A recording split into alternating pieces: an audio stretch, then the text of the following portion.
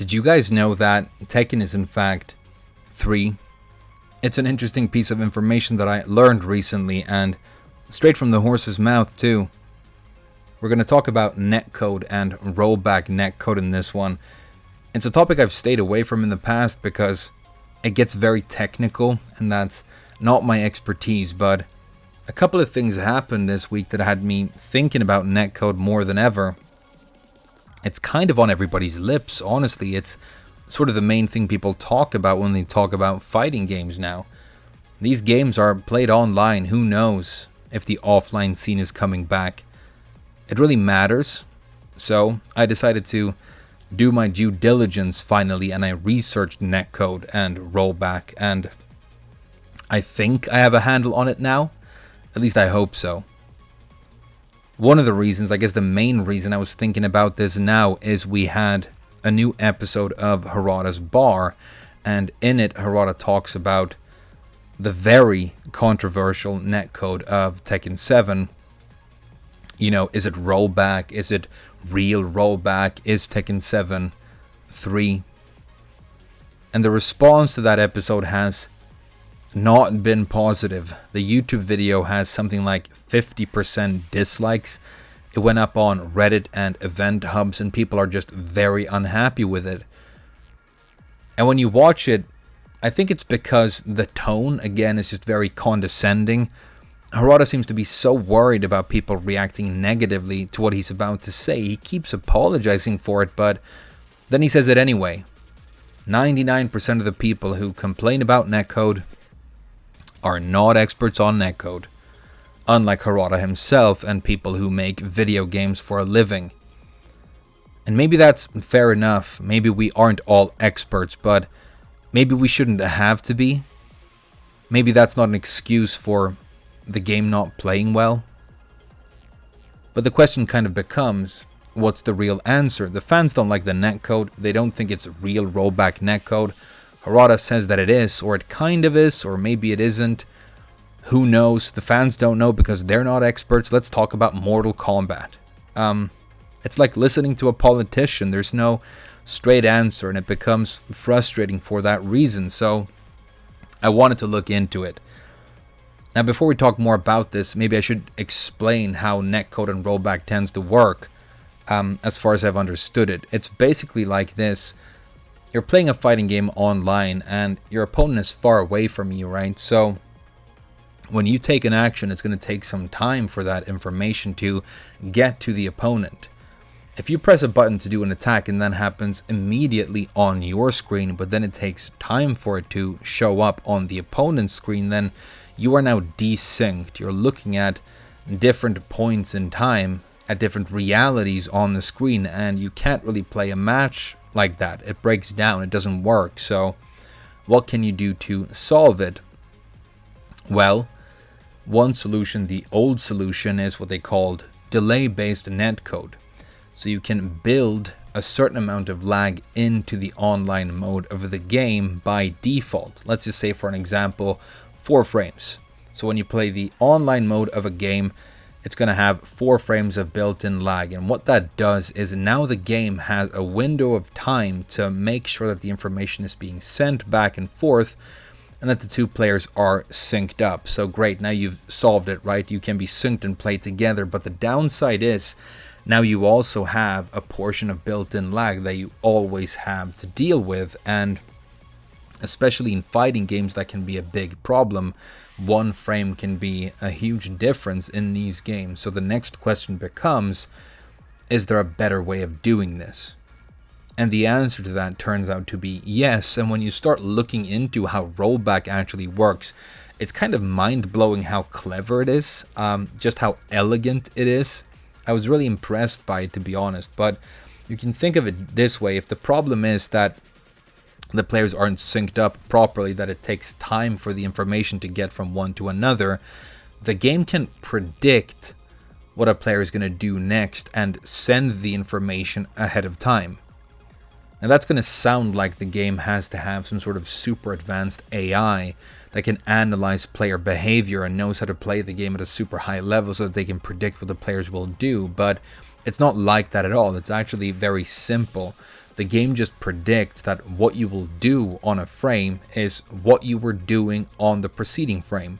So if you're holding down back and you're crouch blocking, the game is going to assume that you will do that on the next frame as well. And it turns out most of the time when you make predictions like that, you're going to be right. You can think about it this way. If a game runs at 60 frames per second, and even in a very high-paced fighting game match, there are maybe 4 or 5 actions in a single second, then that prediction is only going to be wrong 4 or 5 times out of 60, and that's a pretty good track record. But of course, eventually, you're going to do something different that the game didn't predict. You can't sit crouch blocking forever. Eventually, you're going to attack or jump or stand up or do something else, and then the prediction is wrong, right? So what the game has to do to fix that is it snaps you back in time to the point where the prediction was wrong, and then it starts making new predictions from that point on. And it's doing this very rapidly, and I think that's why it's called rollback, because it's rolling this back and then starting a new sequence of predictions from that point. So it's kind of like it's cyclical, it's tumbling back in time constantly. Now, the advantage of this way of doing it is that now you're going to be synced up and everything is going to be very, very smooth. But the downside is that every time the prediction is wrong, there's going to be this snap back in time or this little teleport thing where things correct themselves. But it also turns out that as long as those snapbacks are very small, barely reactable by human beings, it creates a very, very smooth experience that is extremely close to what it's like to play offline.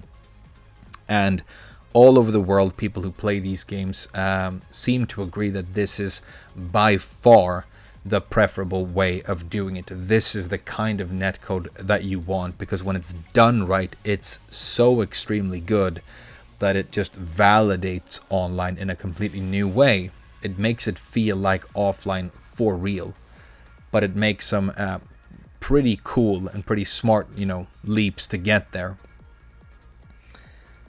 So the question becomes, next, these games that we play, what do they have? What version of netcode do they use? Well, in the Harada's Bar episode, Harada brings up Mortal Kombat.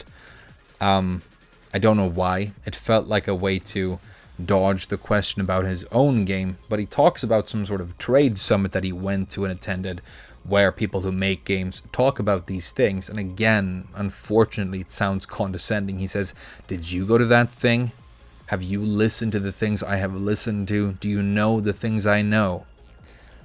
But apparently the way they did it with Mortal Kombat, and I should say, by the way, Mortal Kombat is known for having good netcode that people are happy with at this point, is they actually have the delay-based netcode, but it's for 3 frames built into the game, and then for any lag more than that, anything that spills over is dealt with by a rollback system. So it's kind of like a chimera, an amalgamation of the two. And then he goes on to talk about Tekken. Tekken is kind of like that, but different. It's honestly weird. I looked into a bunch of games and I couldn't find examples of things that work like Tekken does, but it's like a portion of fixed lag, but it's variable between 0 and 5 frames. So when a match starts, Tekken tries to determine how much fixed lag it needs to apply for that match. How far apart are the players? Is someone using law? Because, then there's going to be a massive amount of lag. And then it decides how much fixed lag it wants. And then apart from that, when there's spillover again, that's supposed to be dealt with by a rollback system.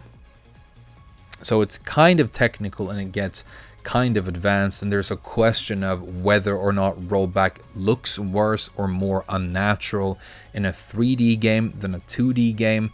Doesn't really seem to be a strong argument for that being true, actually. But again, I'm not an expert. But I realize that you can think about it this way. We might not all be experts on how netcode works, but we are experts on other things. There are things we do better than anybody who works at Capcom or Namco, and that's playing these games.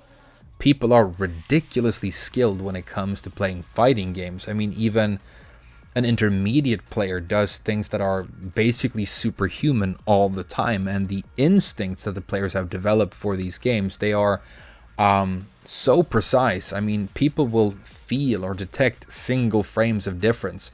I've seen people say, "Are you sure this move is 13 frames? It feels like 14." And then they look it up and it turns out it's 14. You know, things like that happen all the time. And so while we can't understand how the game is programmed, while we can't write the code ourselves, we can tell when it's working and we can tell when it's not. And another reason that I was thinking about Netcode this week is this week I picked up Guilty Gear Strive. I've really enjoyed it so far, but that game plays beautifully online. The netcode is very, very good. I honestly can't even tell the difference between offline and online at this point. So it really works in this game. So people play Mortal Kombat and they play Guilty Gear Strive and they experience one thing, and then they play Tekken and they experience another.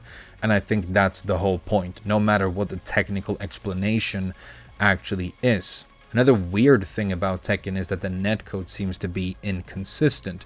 It kind of comes and goes. Sometimes it becomes better for a while, but then it starts to deteriorate strangely.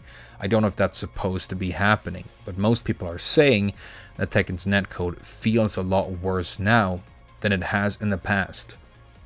And I think another big reason this disconnect happens between developers and players is Namco are clearly focusing on emphasizing online for this game right now.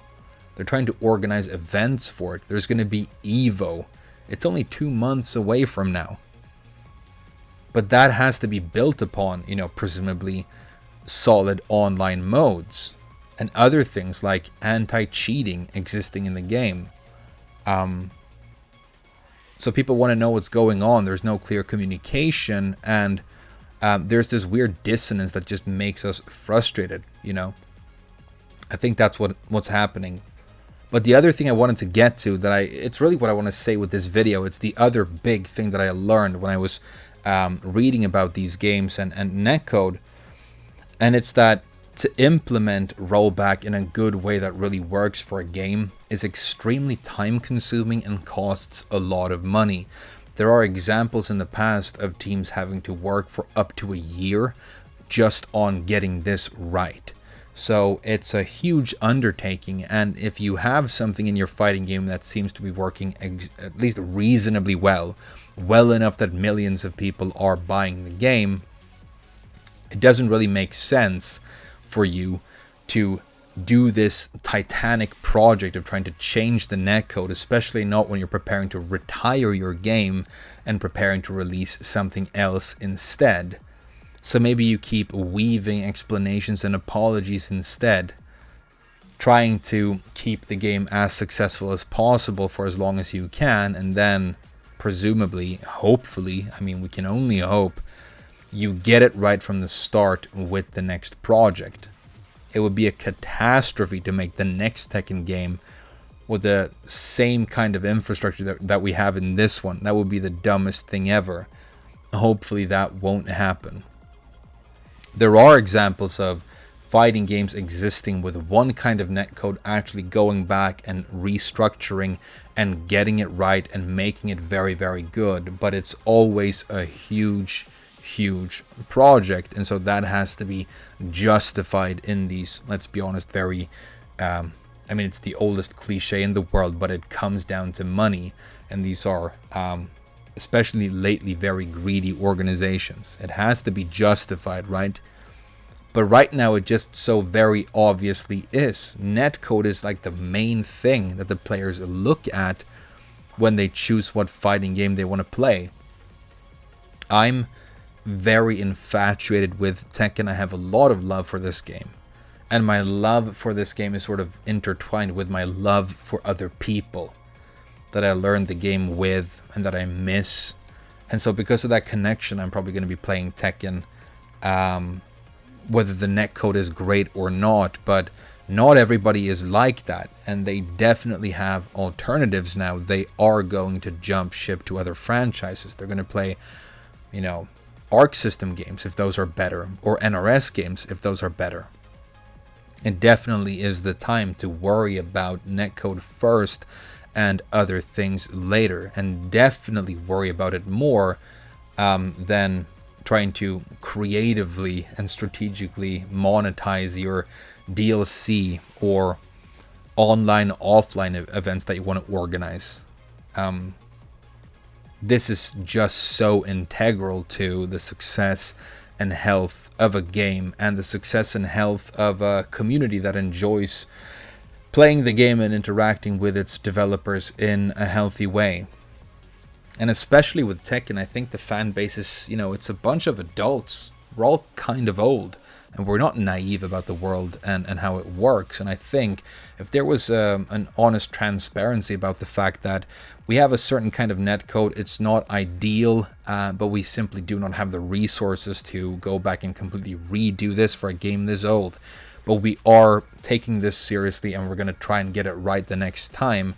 In the short term, people would be bitter about that. It would be a pill to swallow, but I think ultimately people would probably respect it a lot more than what is happening now.